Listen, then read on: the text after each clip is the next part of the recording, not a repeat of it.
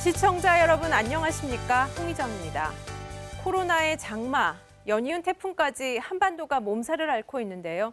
북한의 어려움도 가중되고 있습니다. 9월 첫째 주 남북 예창 시작하겠습니다. 오늘 주요 소식 먼저 보시겠습니다.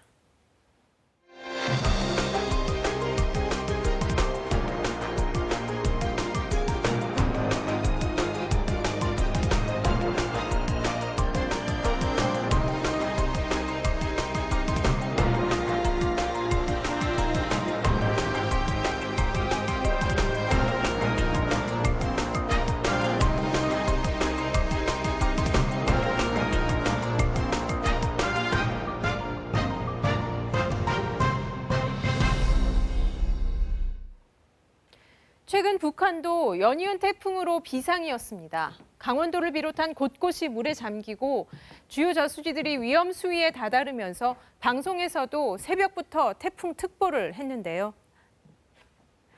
국가위기에 체계적 대응을 강조한 김정은 위원장의 지시 때문인 것으로 보이는데 이와 맞물려 북한의 고위 간부들의 두드러진 행보도 눈에 띕니다. 최근 국정원이 보고에 논란이 됐던 위임 통치, 그러니까 역할 분담이 실제 이루어지고 있다는 평가도 나옵니다. 이슈엔 한반도 정은지 리포터입니다. 북한의 주요 관광도시이자 김정은 위원장의 전용 별장이 있는 곳으로도 유명한 강원도 원산. 제9호 태풍 마이삭이 휩쓸고 간 뒤 원산 전역은 물바다로 변했습니다. 도로가 흙탕물에 뒤덮여 강처럼 변했고 아파트와 가로수도 물에 잠겼습니다.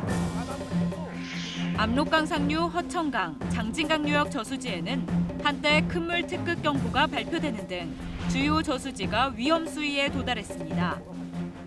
이번 태풍고의 특징은 바람보다도 강수량이 많은 것이 특징적인 것입니다. 특히 새벽 3시부터 6시까지 132mm의 강한 폭우가 집중적으로 내렸습니다. 태풍 바비로 이미 수해를 입은 북한은 또 한 번의 태풍 북상의 재난방송 체제를 가동하며 촉각을 곤두세웠습니다. 특히 지난 2일 밤부터 새벽까지 방송을 끊지 않고 태풍 경로를 보도하는가 하면 태풍 9호는 3일 3시 현재 대구 남쪽 42km 부근에 도달했습니다. 함경도와 강원도 곳곳에 방송원을 파견해 현장 상황을 신속히 전달했습니다. 여기는 함흥시 해안가 지역입니다. 보시는 것처럼 파도가 방파제를 올려치고 있고 지금 일부 도로들에 물이 침수돼서 차들이 운행하기 힘들 정도로 되고 있습니다. 주민들이 지붕을 고정하고 짐들을 실내로 들이고 유리창을 테이프로 고정하는 모습 등도 카메라에 포착해 담았습니다. 기상정보 관측 시각과 실제 방송 시간과의 시차는 20-30여 분밖에 나지 않았는데 북한의 낙후된 방송 기술력을 고려하면 사실상 실시간 보도나 다름없었습니다. 북한의 이러한 신속 보도는 인명과 농작물 피해를 최소화하라는 김정은 위원장의 지시에 따른 것으로 풀이됩니다. 지금 제 옆으로 보이는 건 지난 1일 북한 노동신문 일면 기사입니다.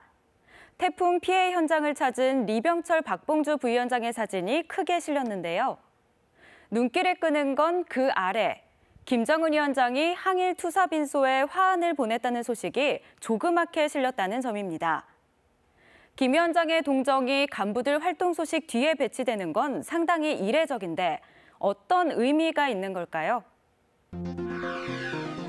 북한 정치국 상무위원 5명 가운데 군사부문을 총괄하는 리병철 당중앙군사위 부위원장.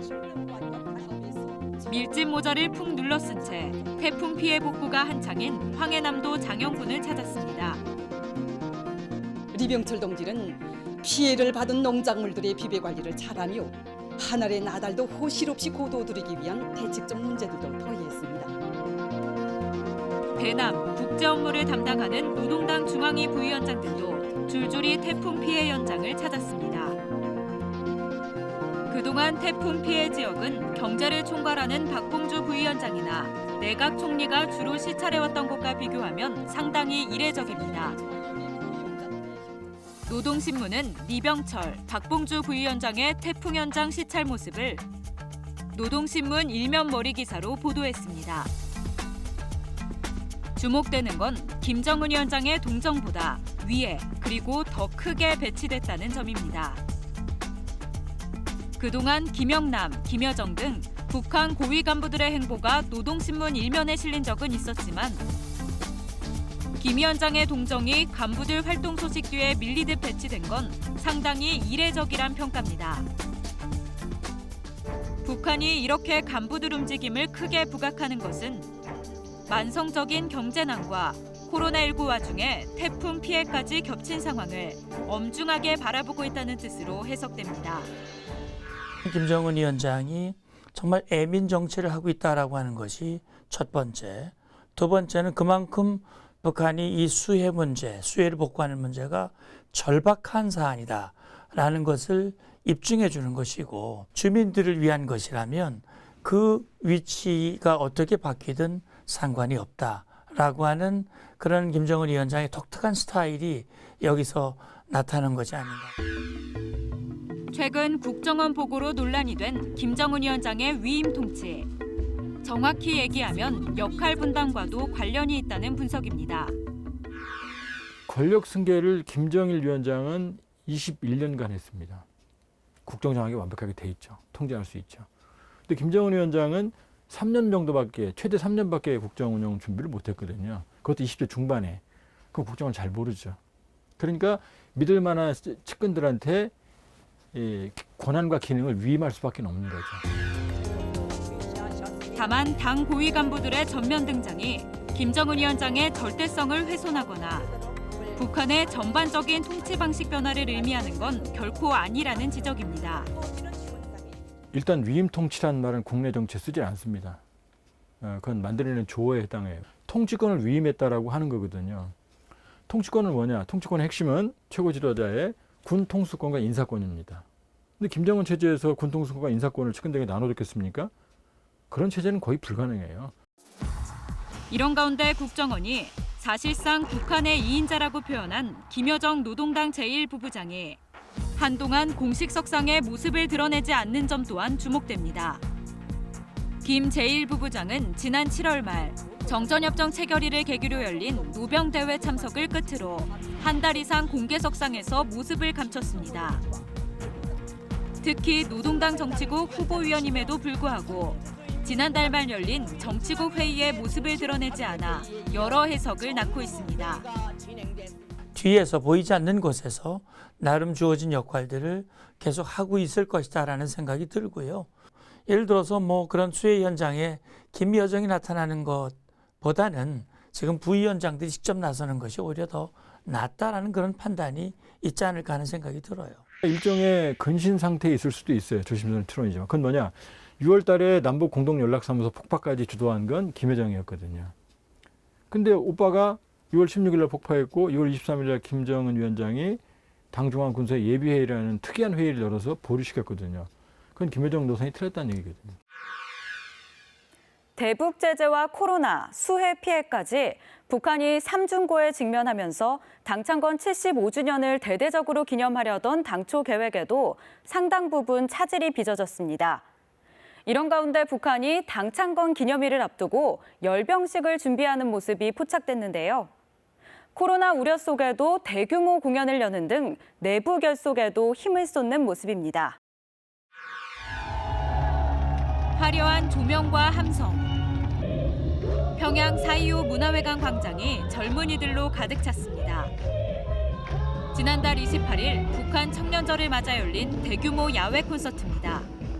Although no one expected such a big concert to take place this year, so I'm very excited and I can't wait to see it start. 무대 위 가수들은 아무런 방역 조치 없이 노래를 부르고 관람객들도 다닥다닥 손을 맞잡고 춤을 춥니다. 마스크를 사용하지 않은 사람들도 상당수 눈에 띕니다.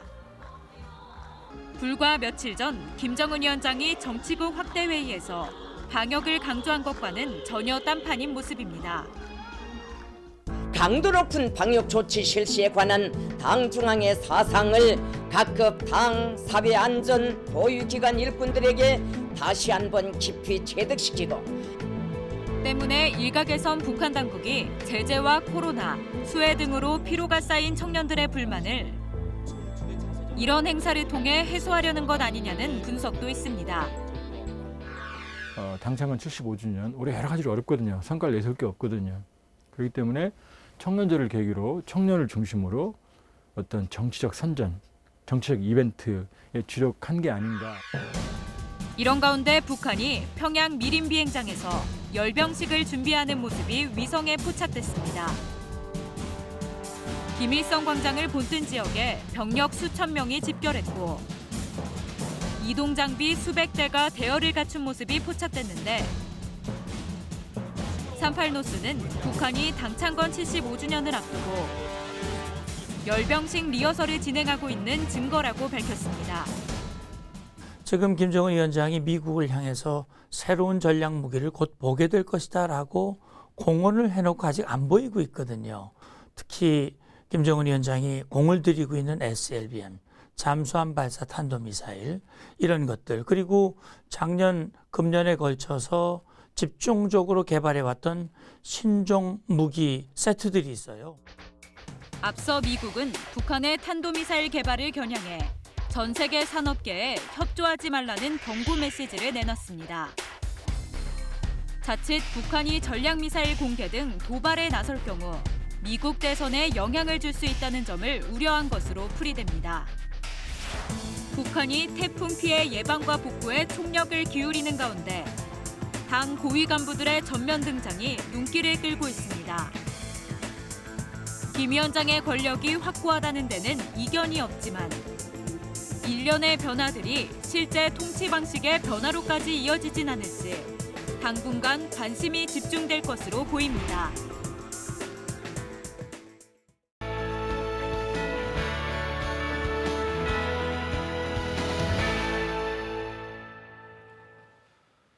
북한의 최근 소식을 알아보는 요즘 북한은입니다.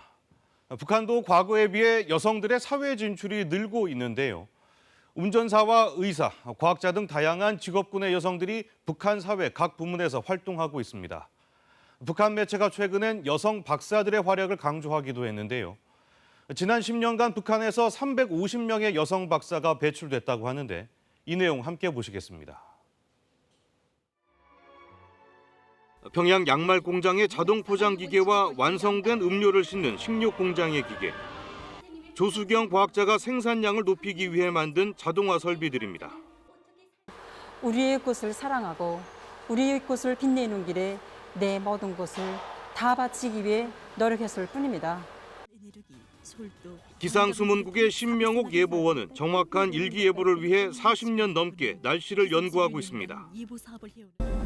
흘러간 40여 년 세월이 군진업계도 느껴지고 인민생활과 경제생활에 더 잘 이바지하는 그런 실질적인 일기예보를 대하도록 해야 되겠다.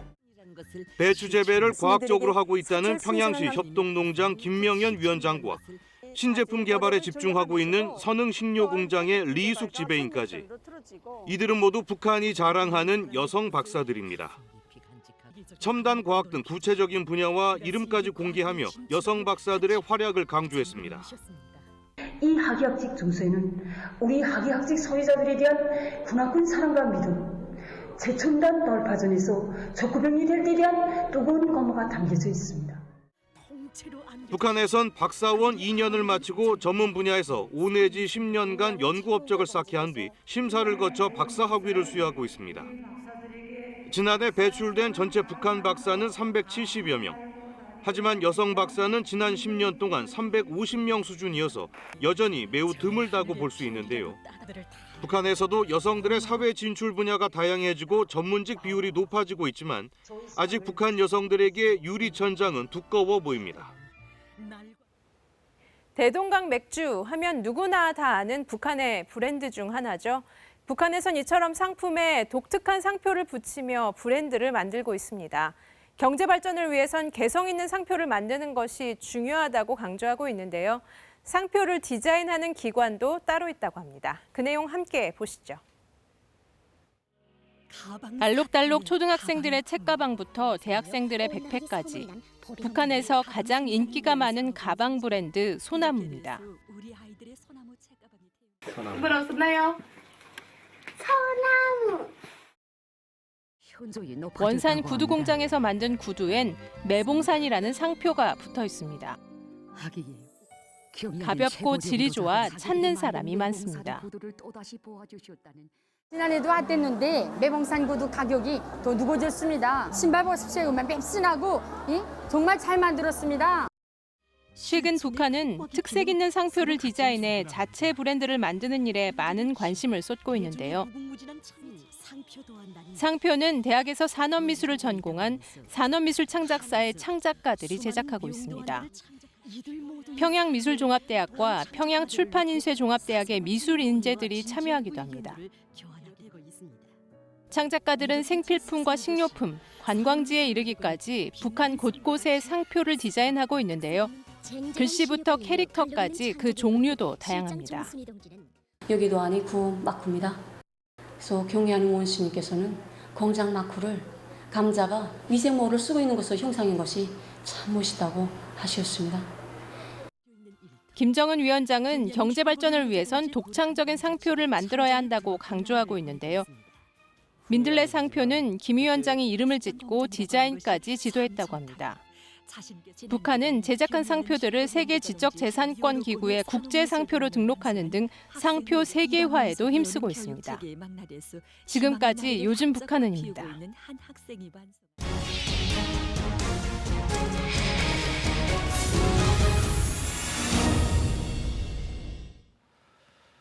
요즘 북한 파워 엘리트 중에서 가장 주목을 많이 받는 인물이 있습니다. 바로 북한의 경제사령탑으로 불리는 박봉주 부위원장인데요.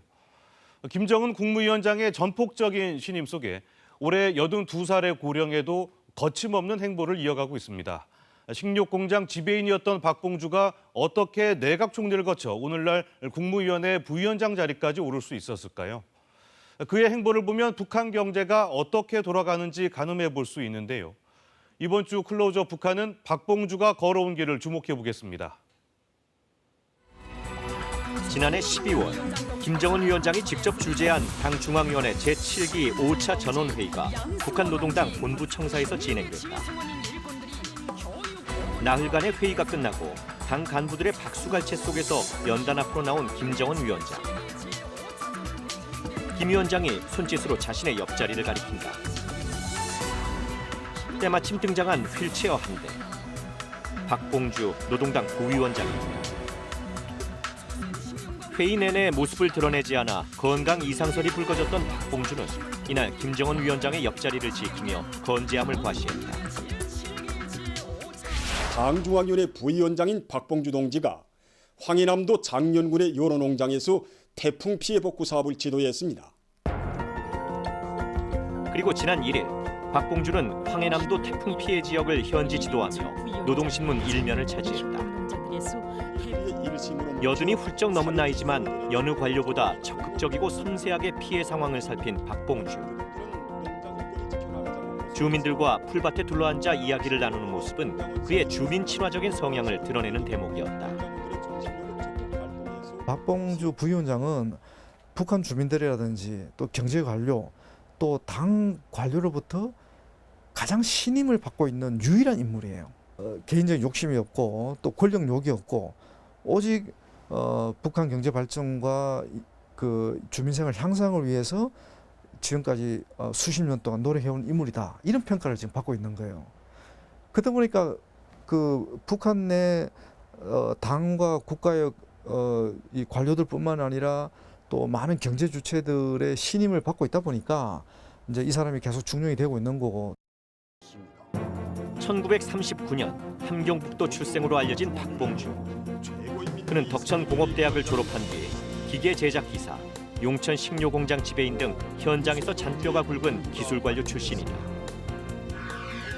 1980년 박봉주는 노동당 중앙위원회 후보위원에 선출되면서 엘리트 그룹에 진입하는데 출신 성분이나 학벌 배경 없이 능력으로 승승장구한 인물로 평가받고 있다. 박봉주라는 인물은 북한의 정통 엘리트 코스를 겪은 사람은 아닙니다. 현장을 알고 기술을 알고 현지 형편을 알고 지금 같은 상황에서 뭘 할 수 있는지를 아는 그런 경제 전문가다. 그래서 김정은 위원장도 무시할 수 없는, 그래서 계속해서 중용하는 그런 케이스 인물이라고 볼 수 있을 것 같습니다. 박봉주가 고위 관료로 두각을 드러내기 시작한 것은 2000년 초반. 당시 북한의 경제 상황과 밀접한 연관이 있다. 1990년대 중반 고난의 행군이라 불릴 정도의 극심한 경제난 속에서 김정일 국방위원장은 개혁 경제에 관심을 보이기 시작했다.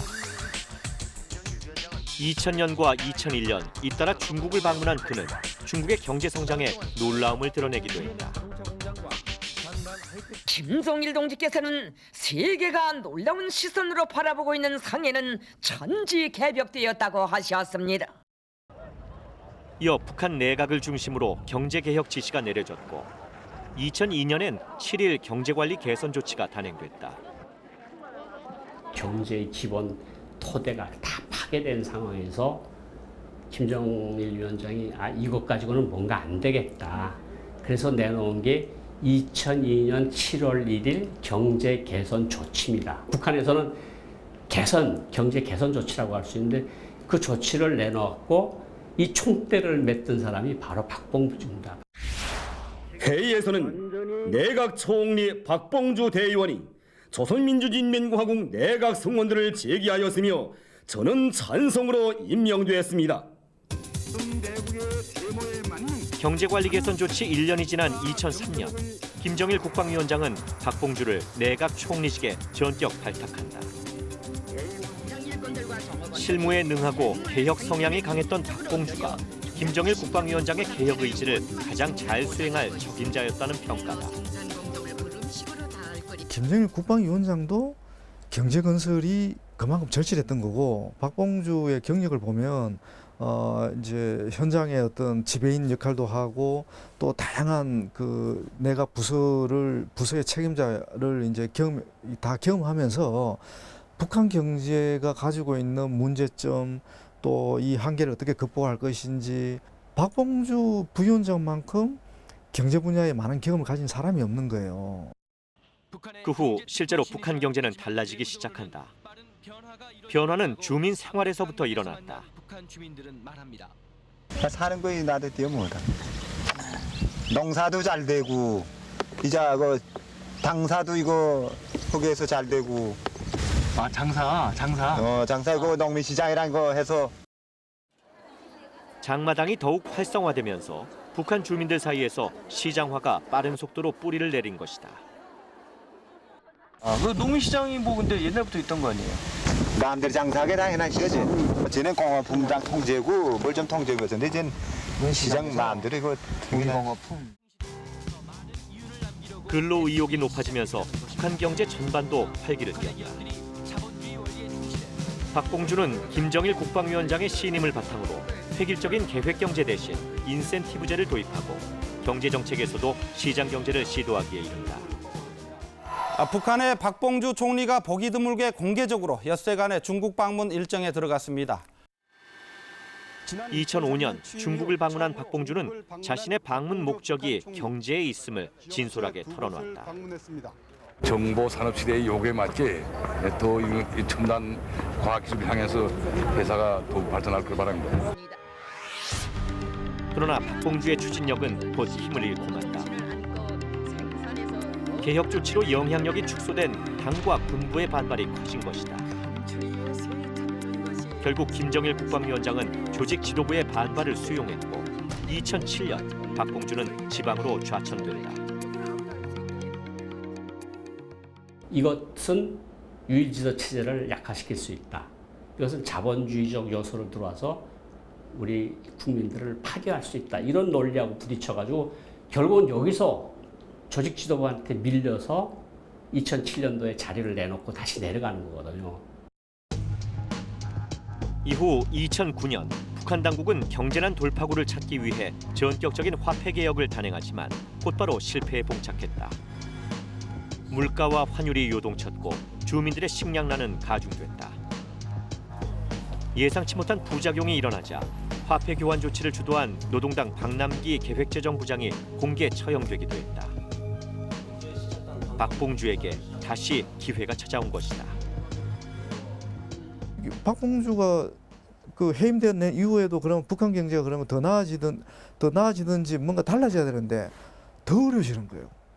그게 2009년에 나왔던 화폐 개혁 조치고, 그리고 이제 김정은 위원장이 그때도 이제 후계자 수업을 받고 2011년에 김정일 이제 국방위원장이 사망하고 자기가 권력을 승계받아야 되는데 이 경제가 달라진 게 없는 거예요. 오히려 더 어려워진 거지. 그러니까 당장 경제 건설을 통해서 주민생활 향상 효과를 보여주지 못하면 3대 권력 세습자로서의 정당성, 정통성을 유지하기도 쉽지 않은 상황이잖아요. 그러다 보니까 김정은 위원장은 다시 박봉주를 불 수밖에 없는 거죠. 김정은 위원장이 후계자로 결정된 이후 박봉주는 다시 핵심 엘리트 반열에 올라선다. 박봉주 대의원을 조선민주주의인민공화국 내각 총리로 선거했습니다. 이후 박봉주는 적극적인 개혁 정책을 추진했다. 대표적인 것이 우리식 경제관리 방법이다. 우리식 경제관리 방법의 핵심이 사회주의 기업 책임 관리제예요. 국가가 권한을 줄 테니까 뭐 가격을 결정하는 권한, 임금을 결정하는 권한, 노동력을 채용하는 권한, 뭐 투자를 받아들이는 권한, 상당한 권한을 줄 테니까 경영 활동을 잘 해봐라. 건물들이 많이 들어서고 뭐 평야의 모습이 많이 달라지고 지방의 모습이 많이 달라졌잖아요. 그게 바로 우리식 경제 관리 방법에 가져온 성과라고 봐야 되는 거예요. 그러나 지난해 4월 북한 당국은 돌연 박봉주를 내각 총리직에서 물러나게 한다. 그렇지만 박봉주가 여전히 경제 정책을 지휘할 수 있도록 배려함으로써 박봉주에 대한 김정은 위원장의 신임을 파악할 수 있다는 분석도 나오고 있다. 저는 박봉주 총리를 당중안의 부위원장으로 돌린 거는 김정은 위원장의 어떤 배려라고 생각을 해요. 왜냐하면 총리는 북한 경제가 살아날 수가 없기 때문에 책임을 지고 물러나는 자리입니다. 그게 총리 수명이 길지가 못해요. 뒤에서 경제가 어떻게 잘 굴러가도록 좀 코치를 해달라. 당신이 지침을 내리고 그 방향으로 이끌어가라는 중책을 줬다고 생각을 해요. 북한의 고위 간부들이 총동원돼 민심을 추스르고 있는 북한 당국. 김정은 위원장이 경제 분야 권한을 위임함으로써 박봉주의 역할에 어느 때보다 힘이 실리고 있다는 평가다. 박봉주 부위원장 역할이 굉장히 중요한 시기라고 판단하는 거고, 더 많은 어떤 자율과 권한 이런 것을 부여함으로 인해서 경제를 더 발전시키라는 그런 요구를 지금 계속하고 있는 거고, 그걸 지금 묵묵하게 지금 박봉주 위원장이 수행하고 있다, 이렇게 이제 봐야 되겠죠. 20년 가까이 핵심 엘리트로 북한 경제를 지휘하며 북한의 개혁 경제를 주도해온 박봉주. 박봉주의 진퇴와 북한 경제 상황은 밀접한 상관관계를 그려오고 있다. 82 고령의 북한 엘리트의 행보가 여전히 주목받는 이유다.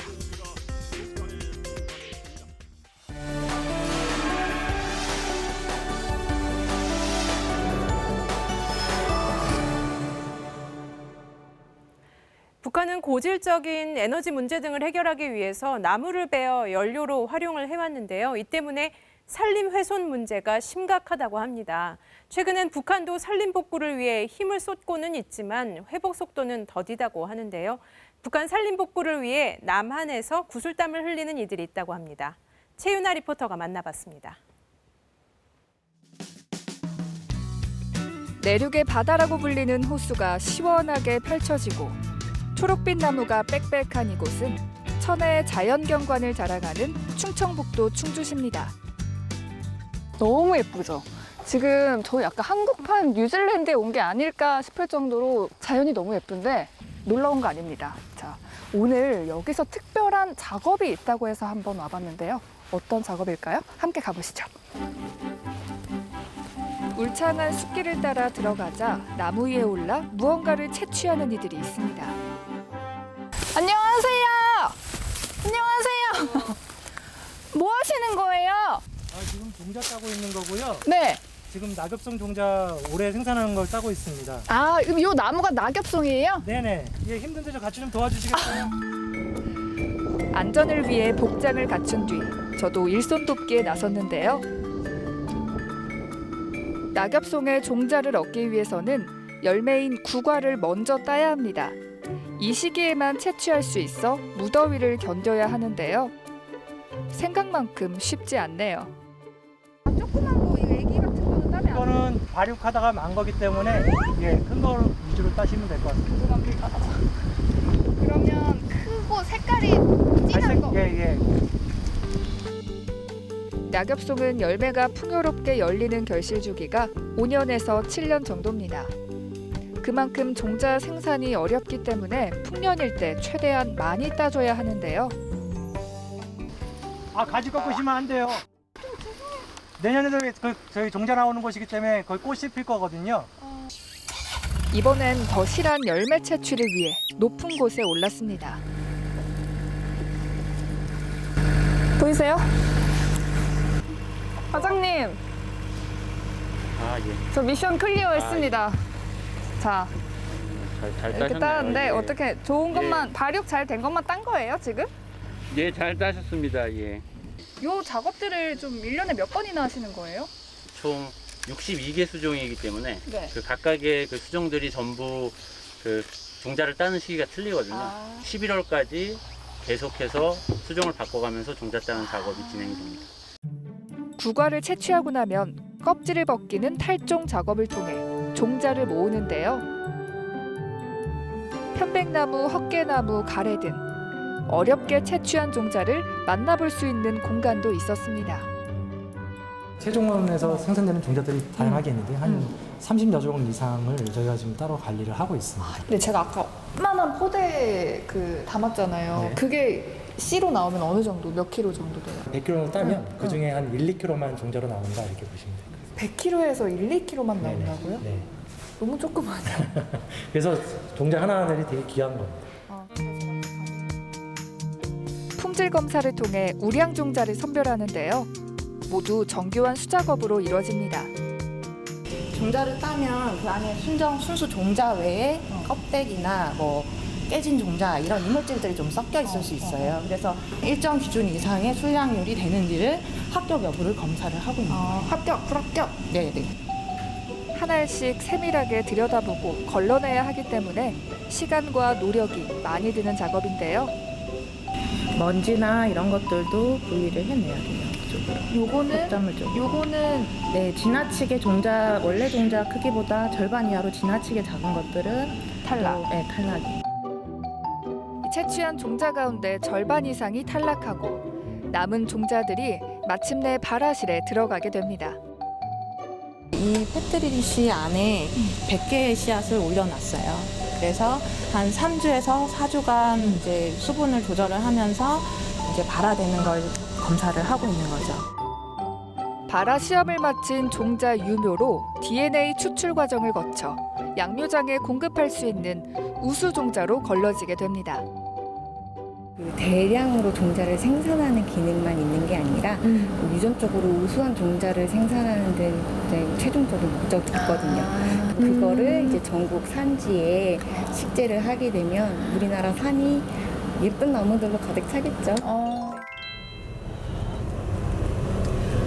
자, 지금 영하 15도입니다. 손이 벌벌 떨릴 정도로 너무 추운데요. 사실 이곳은요, 아주 귀한 종자들이 많이 보관되어 있는 곳입니다. 그 종류도요, 편백나무, 잣나무, 소나무 다양한데요. 이곳 말고 대북 지원을 위한 저장실도 따로 있다고 합니다. 함께 가보시죠. 여기가 남북산림 협력용 종자를 저장하고 있는 저장고입니다. 아, 여기가 그 북한으로 가는 종자들이 보관돼 있는 곳. 네, 잣나무가 이제 추운 곳에서 잘 견디는 수종이기 때문에 이제 북한 지역의 이제 환경에도 잘 적합하고 또 이제 식용으로도 가능하고 목재 자원도 쓸 수 있기 때문에 유용한 나무입니다. 이곳에선 북한의 생태 환경과 주민의 생활을 고려해서 종자를 생산하고 보관하고 있는데요. 최근 북한 매체에서도 이 같은 나무 종류를 소개한 적 있습니다. 나무 생산 면적의 90% 이상에서 산열매 나무를 생산할 목표를 세우고 다음에 나무 심기에 지장이 없도록 묘목 준비를 빈틈없이 해나가고 있습니다. 북한은 최근 황폐화된 산림을 복구하기 위해 힘을 쏟고 있는데요. 주민들을 동원해서 10여만 그루의 나무를 심기도 했고 현대화 시설을 갖춘 양묘장 수십 개를 보수하거나 새로 건설했다고 알리면서 양묘장의 성과도 꾸준히 보도하고 있습니다. 양묘장을 새로 꾸리면서 관수 체계를 세우고 거령 생산 체계를 확립하는 데 기본 힘을 놓습니다. 남북의 생태계는 하나로 연결돼 있기 때문에 북한의 산림이 황폐해지면 곧 우리도 타격을 받을 수밖에 없는데요. 이 때문에 남북산림협력단과 민간 단체들이 나서 북한에 꾸준히 종자를 지원해 왔습니다. 99년도부터 지난해까지 북한 산림에 보탠 종자의 양은 25톤에 이르는데요. 종자 또한 남북 교류에 중요한 다리 역할을 하는 겁니다. 작은 종자가 이제 어쨌든 큰 나무로 바뀌듯이 남북 관계에 있어서 작은 종자의 시작이겠지만 물꼬를 트는 데는 아주 중요한 소중한 자원으로 사용하지 않을까 이렇게 생각이 됩니다. 저희가 이제 육성한 자원들을 북한으로 보냈잖아요. 거기에서 자라난 그 나무들을 통일이 됐을 때 우리의 자원과 그들의 자원을 이용해서 다른 새로운 자원을 만들 수 있는 그런 연구를 해보고 싶습니다. 이들의 간절한 바람처럼 저장고에 보관된 다양한 종자들이 조만간 북녘 땅에 뿌리내릴 수 있기를 기대해 봅니다. 네, 저희가 준비한 소식은 여기까지입니다. 태풍이 연이어 상륙하고 있는데 남북 모두 피해 없도록 철저히 대비해야겠습니다. 북한의 개량 악기인 소해금 독주 영상 마지막으로 준비했습니다. 시청해 주셔서 고맙습니다.